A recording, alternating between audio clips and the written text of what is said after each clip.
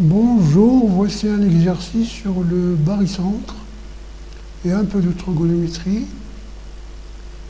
Alors, voici un triangle ABC, donc on note donc les mesures des côtés par petit a, petit b, petit c, c'est-à-dire la petite lettre, la lettre minuscule ne figure pas dans les deux autres lettres majuscules.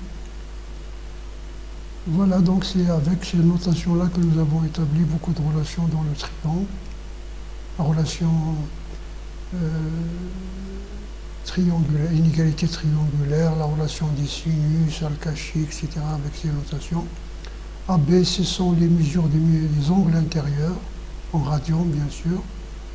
Donc, puisque c'est un triangle, ces mesures sont comprises entre 0 et pi strictement. Et A1, B1 et C2, les hauteurs relatives, les pieds des hauteurs relatives au sommet ABC. Ou bien, si vous voulez, la projection des sommets sur les côtés opposés. A1 est la projection de A sur le côté BC. Voilà, donc la première question, il s'agit de montrer que A1, c'est le barycentre de B, B cosinus C. C, C cosinus B. Donc on inverse les angles. Bien. Donc voilà ce qu'il faut montrer. Alors ici, nous allons calculer le produit scalaire BABC par les deux méthodes géométriques et trigonométriques. La méthode géométrique donc consiste à projeter un vecteur sur le support de l'autre. Par exemple, ici vous avez BABC, on va projeter sur BC, donc on laisse BC à sa place, puis on projette dans l'ordre. B se projette en B, il est invariant, et A se projette en A1. Les vecteurs BA1 et BC ont le même sens. Donc on peut aller donc ici c'est le produit scalaire de deux vecteurs collinéaires de même sens, donc c'est le produit des normes, c'est-à-dire le produit des distances BA1, BC. Et BC c'est petit a, donc AB1. D'autre part, donc la définition ou bien l'expression trigonométrique, donc c'est norme de BA, donc c'est la distance BA fois BC fois cosinus de l'angle ABC, c'est-à-dire cosinus B.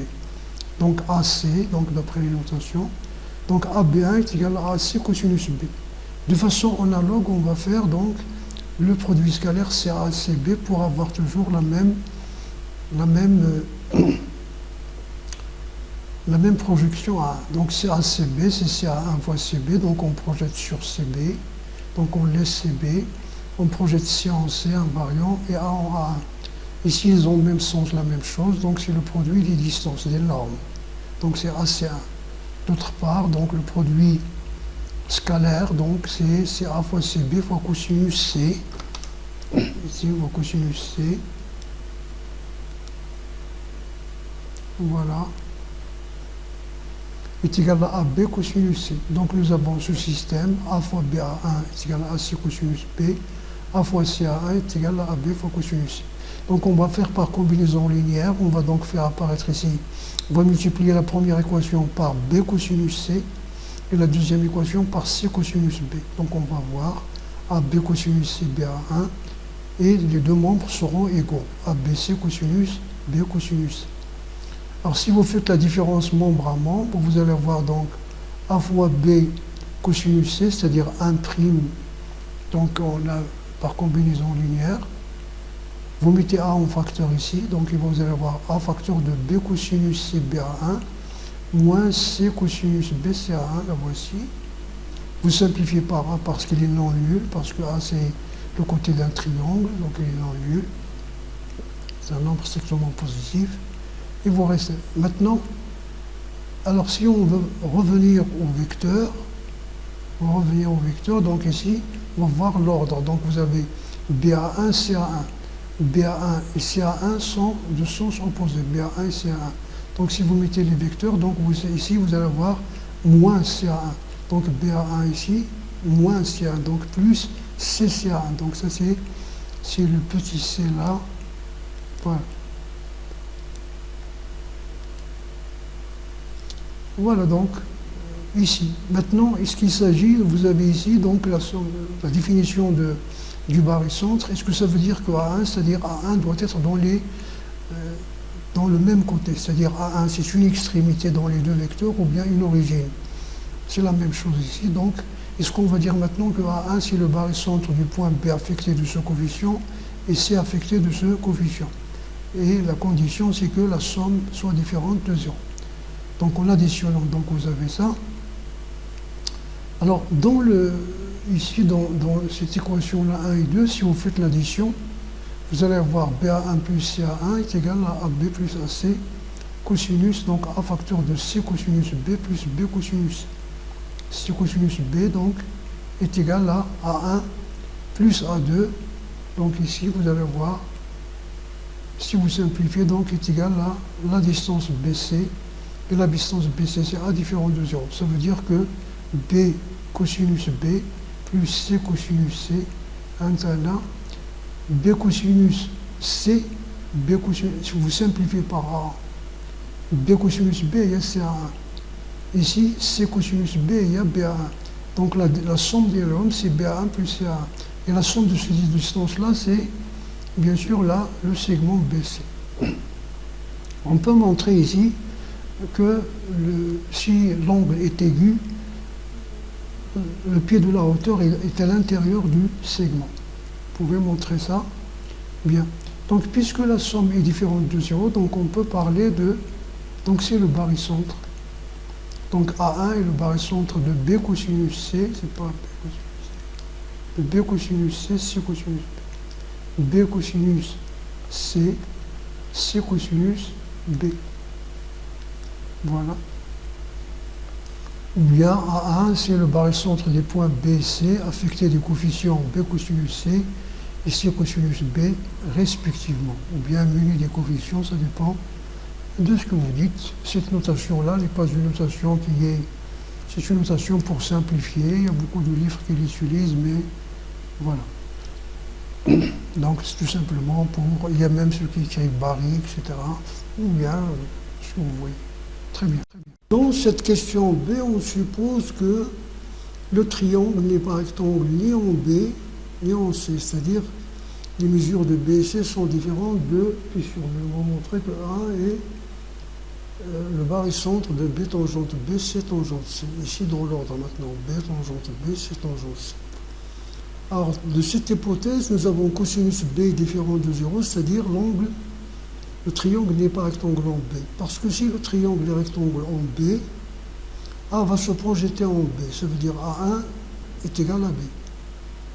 Si le triangle était rectangle en C, c'est-à-dire si vous avez C ici au lieu de B, si vous avez ici C au lieu de B, vous allez avoir B va se projeter en C. Donc A1 aussi se projette en C.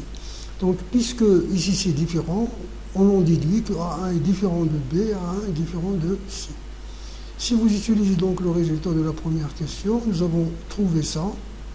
B cosinus C BA1 moins C cosinus B CA1, c'est-à-dire en distance avant de passer au vecteur. Donc ça veut dire que BA1 sur CA1 est égal à, on passe par exemple, C sur B, cosinus B sur cosinus C. Et le connaissant de la règle des sinus, qu'est-ce que c'est que la règle des sinus? Dans un triangle, les mesures des côtés sont proportionnelles au sinus des angles opposés. Voici par exemple ici A. Ici vous avez donc dans un triangle, donc ABC. Alors ça c'est la distance A et ça c'est l'angle opposé. Donc les mesures de côté sont proportionnelles et le coefficient de proportionnalité c'est 2R. 2R c'est 2R ça veut dire le diamètre du cercle circonscrit au triangle. Ou bien si vous voulez ABC sur 2S. ABC sur 2S. ABC c'est le produit de côté sur 2 fois la surface. Alors vous avez ici, là, vous avez C sur B. En intervertissant les extrêmes et les moyennes, vous allez avoir sinus C sur sinus B. Ça veut dire donc que BA1 sur CA1 est égal à sinus C sur sinus B fois cosinus B sur cosinus C. Donc ici vous avez C, ça c'est tangente C, et ça c'est 1 sur tangente B. Donc voilà. Vous revenez ici, donc, ce que vous avez trouvé ici, ce C sur B est égal à ça, ce produit-là est égal à ça, donc ça est égal à quoi? Est égal à BA1 sur CA1. Donc, ici, donc, vous allez voir donc BA1 tangente B ou un CA1 tangente C égale à 0. Et comme donc A1 appartient à l'intérieur du segment BC, donc du fait de l'alignement, donc vous pouvez passer au vecteur, ici en mettant le plus au lieu du moins. Voilà. Et bien sûr, ici, tangente B, avant de dire qu'il s'agisse du barycentre, c'est-à-dire dire donc A1 est le barycentre de BC affecté de ses coefficients tangente B, tangente C, d'abord, ils sont non nuls. Vous avez par exemple tangente B plus tangente C, c'est sinus sur cosinus. Si vous faites le dénominateur commun, vous allez avoir sinus B, cosinus C, plus sinus C, cosinus B, sur le produit, cos B, cos C.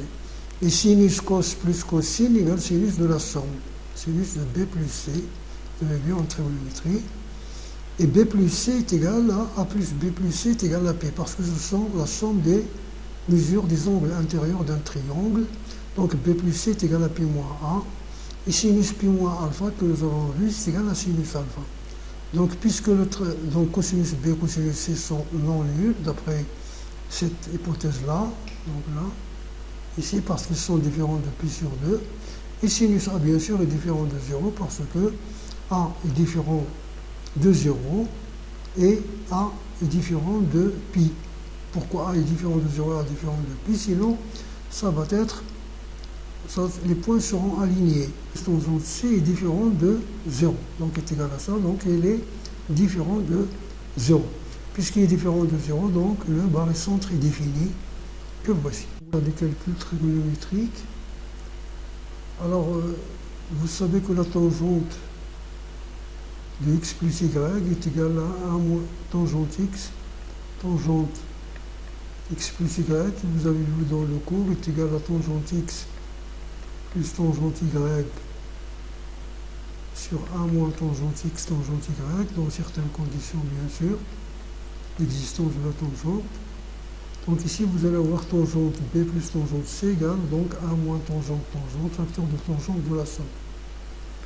Et la tangente de b plus c c'est pi moins a que nous avons vu ici, donc pi moins a.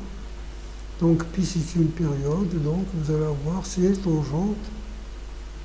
tangente moins a, donc moins tangente a. Vous avez tangente a est différent de 0, parce que a est différent de 0 et de pi, sinon le triangle ne serait pas, les points seraient alignés. Et ce nombre-là est différent de 0, parce que s'il était égal à 0, sinon, vous allez avoir tangente c est égal à 1 sur tangente b. Ça veut dire que les deux b et c sont complémentaires. C'est-à-dire si x plus y égale à pi sur 2, tangente x est égal à 1 sur tangente y. Ça veut dire qu'ils sont complémentaires, leur somme égale à pi sur 2. Ils sont complémentaires, ici, ça veut dire leur somme égale à pi sur 2. Si leur somme égale à pi sur 2, ça veut dire que, puisque a plus b plus c égale à pi, donc a égale à pi sur 2. Or, l'hypothèse, c'est que le triangle n'est pas rectangle, c'est-à-dire a différent de pi sur 2. Ou bien vous pouvez faire par l'absurde. Vous dites, supposons tangente b plus tangente c égale à 0. Ça veut dire tangente b égale à moins tangente c. Moins tangente c, c'est tangente, si vous voulez, moins c, ou bien pi moins c, donc tangente moins c. Alors ici, vous avez l'équation trigonométrique, tangente égale tangente, donc b égale à moins c plus kpi. Ça veut dire b plus c égale à kpi.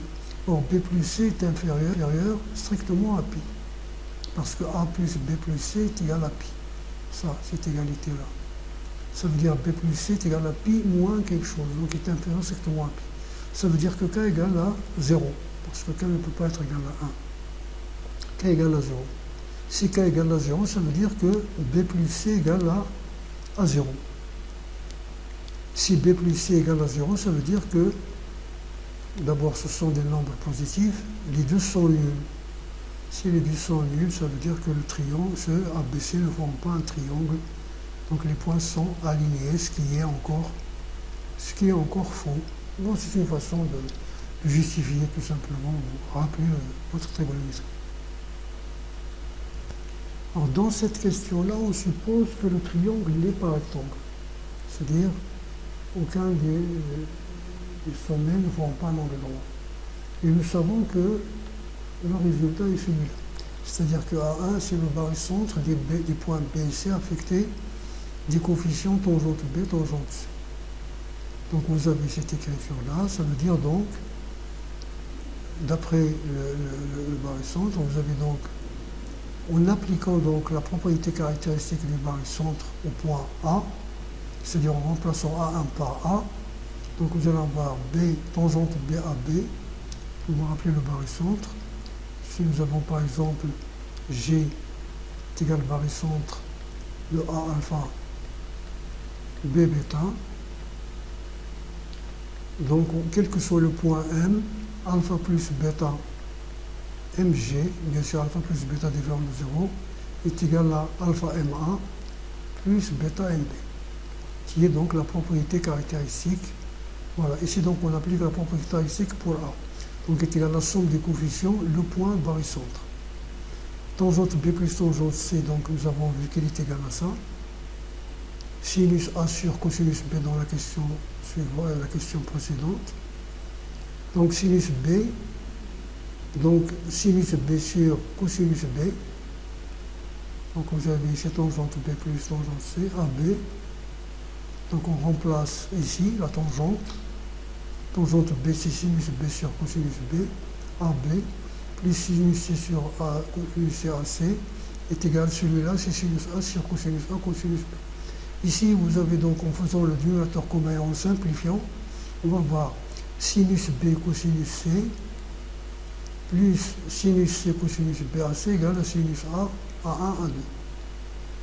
Donc vous allez voir ici, si vous multipliez les deux membres par sinus A, qui est différent de 0, sinus carré AA1, c'est-à-dire sinus carré ici, AA1, est égal à sinus A, sinus B cosinus C, AB, plus sinus A, sinus C cosinus B, AC. C'est bien. Alors, de manière analogue, tout simplement vous jouez sur les lettres.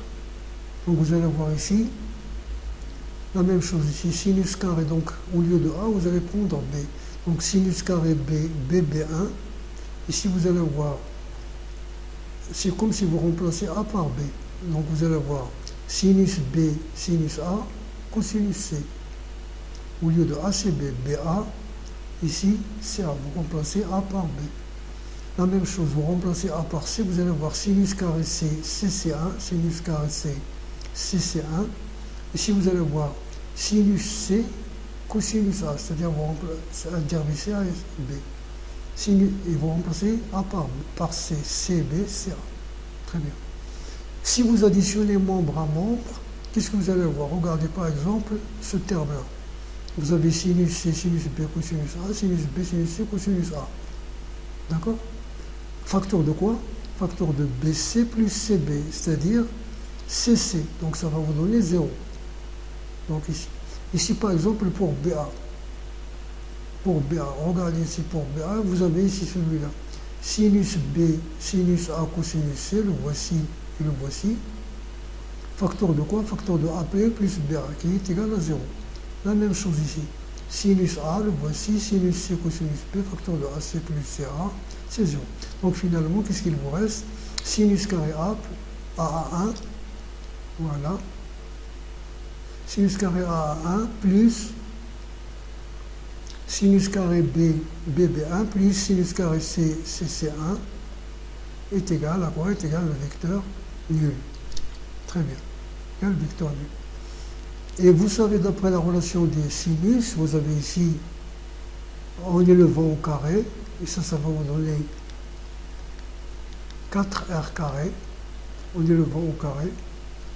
Vous allez voir A carré sur sinus carré A, égale B carré sur sinus carré B, égale C carré sur sinus carré C, égale 4R carré. Sur 4R carré, sinus carré A, c'est A carré sur 4R carré. B carré sur 4R carré, C carré sur 4R carré, vous mettez sur 4R carré, vous le simplifiez parce que c'est normal, il vous reste la formule demandée. Donc on nous demande que si cette relation demeure vérifiée si ABC est rectangle en A. Alors si ABC est rectangle en A, donc dans ce cas de figure, vous allez avoir B se projette en A et C se projette en A. Donc B1 égale à C1 égale à A. D'une part, et d'autre part, d'après le théorème de Pythagore, A carré égale à B carré plus C carré. Donc ici, si vous revenez vers cette formule-là que vous avez établie, on va montrer que cette formule, on va démontrer qu'elle est égale à 0. Alors vous avez ici donc A en carré plus B en carré plus est égal. Donc on va remplacer d'abord A carré par B carré plus C carré, voici. Vous mettez B carré en facteur, donc B carré facteur de A1 plus BA, ici. C carré plus CA1 plus CA, relation de Chasles. B carré BA1 plus C carré CA1. Vous avez donc ce triangle rectangle, cosinus B est égal donc cosinus B, c'est cosinus C, c'est côté adjacent sur l'hypoténuse, donc B sur A. Cosinus B, la même chose, c'est C sur A. Et d'après la question 1, nous avons B cosinus C plus C cosinus CA1 égale vecteur nul. Donc ça veut dire quoi? Ça veut dire cosinus C, on va le remplacer par B sur A. Donc B carré sur A, BA1, plus C carré sur A, on va remplacer cosinus B par celui-là, CA sur A égale vecteur nul. En simplifiant par A, il nous reste B carré BA1 plus C carré CA1 égale le vecteur nul. Alors si vous ne voyez pas le passage, si quelqu'un ne voit pas le passage d'ici à là, ici vous introduisez A par la relation de Chasles, voici. La même chose ici, vous introduisez A par la relation de Chasles. Donc vous avez B carré plus C carré A1, plus B carré BA plus C carré CA. B carré plus C carré, ici d'après ça c'est A carré, théorème de Pythagore. Ici vous avez BA, A c'est égal à B1. Donc on va remplacer A par B1. Et A il est égal à C1, donc je vais remplacer A par CA. Parce que le triangle est rectangle, donc la projection de B sur celui-là c'est A, la projection c'est-à-dire B1 égale 1. Voilà. Nous avons déjà parlé de ça.